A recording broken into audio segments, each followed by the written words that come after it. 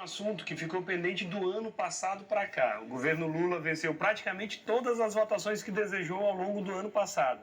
Mas um ou outro ficou pendente, ainda dependendo de um veto, apreciação de sessão do Congresso Nacional. E a mesa de diálogo está mantida de forma permanente. Esse governo Lula 3 é marcado pelo diálogo.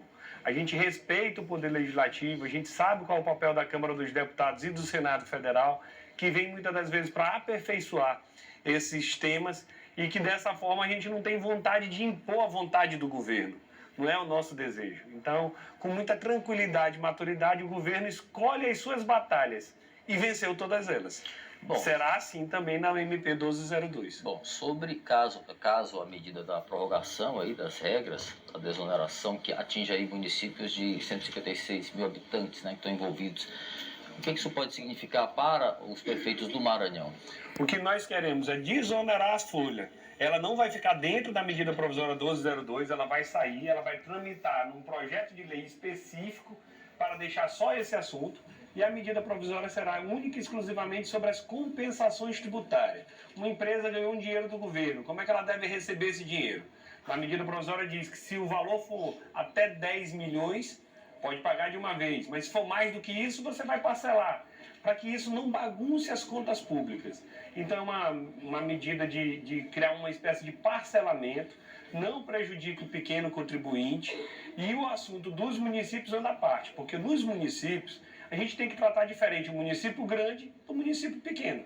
Como uma empresa grande não pode ter a mesma situação tributária de uma microempresa. E a lógica é essa, a gente poder tratar cada um conforme as suas próprias características.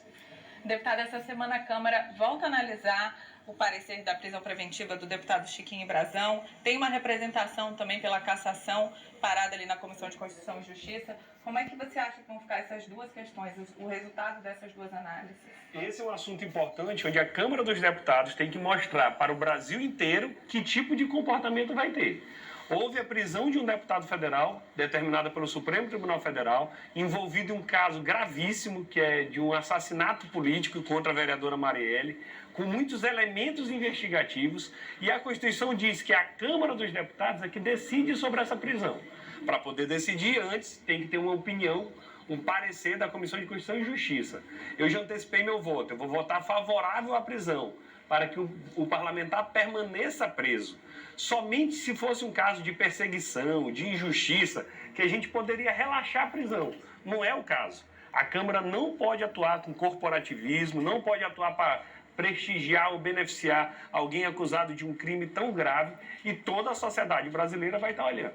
Então, no nosso cronograma, a CCJ vota na quarta-feira, portanto daqui a 2 dias, e o plenário vota ainda essa semana para manter ou não essa prisão. Mas, repito, toda a sociedade brasileira espera que a Câmara não atue com corporativismo. Deputado, agora fala um pouco sobre a Assembleia Legislativa. A gente percebe ali vamos dizer assim, uma certa movimentação de uma ala governista, mas tendendo um pouco para atitudes de oposição. Eu vou citar o caso do deputado Otelino Neto, que é do PCdoB e que compõe a federação, seu partido, PCdoB, com PV e PT. Como é que está sendo discutido isso dentro da federação? Há um desconforto, de fato? Como é que o senhor analisa essa situação? Desconforto nenhum. A nossa prioridade até então era a montagem das nominatas, era a estruturação da federação para as eleições municipais. E eu não tenho dúvida de que o PT e a federação conseguiu ampliar bastante as suas filiações e 100% alinhado com o governo do presidente Lula e com o governo do governador Carlos Brandão. Todas as matérias que nós votamos na Assembleia Legislativa também foram aprovadas. O governo Carlos Brandão tem um índice de sucesso altíssimo.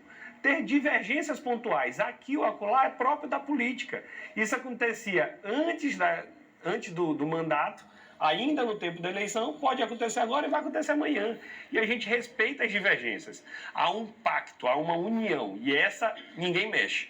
Que não foi construída agora, foi construída lá pelo Flávio Dino ainda, que não é uma união entre pessoas, é uma união inclusive entre partidos. O PT, o partido que eu estou do presidente Lula, e o PSB, que é o partido do governador Carlos Brandão, e que era o partido do Flávio Dino, quando ele estava na política, hoje ele está no Supremo Tribunal Federal, estão unidos no Maranhão e nisso não há nenhum tipo de desavença.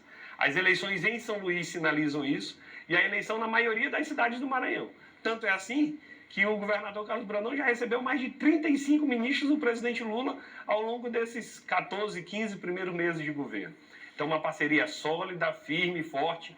Pode ter reclamação? Pode, mas briga não vai ter. O senhor mencionou agora a nominata, eu queria saber como é que o PT tem dialogado, se organizado para as eleições deste ano, como está o diálogo também com os demais partidos da federação, deputado? O desafio do PT é que o PT no Maranhão precisa crescer ainda mais. Nós demos a segunda maior votação para o Lula no Brasil inteiro. Entretanto, de mandato, nós temos poucos representantes com mandato. Tenho eu como deputado federal, tem o vice-governador Felipe Camarão, que está bem posicionado, inclusive, para 2026, deputado Zé Inácio, deputada Ana, mas um partido menor do que pode ser. Qual é o nosso desafio? Crescer o partido ainda mais, sem perder a sua essência, sem perder a sua origem, sem perder a sua qualidade. É crescer com qualidade. E assim nós fizemos. Nós hoje temos 2 prefeitos apenas no Maranhão, mas seguramente o PT e a federação vai crescer bastante nas eleições desse ano. Vamos ampliar o número de vice-prefeitos e de vereadores. E essa é uma determinação do presidente Lula. Ele quer um partido dos trabalhadores cada vez mais forte. Bom,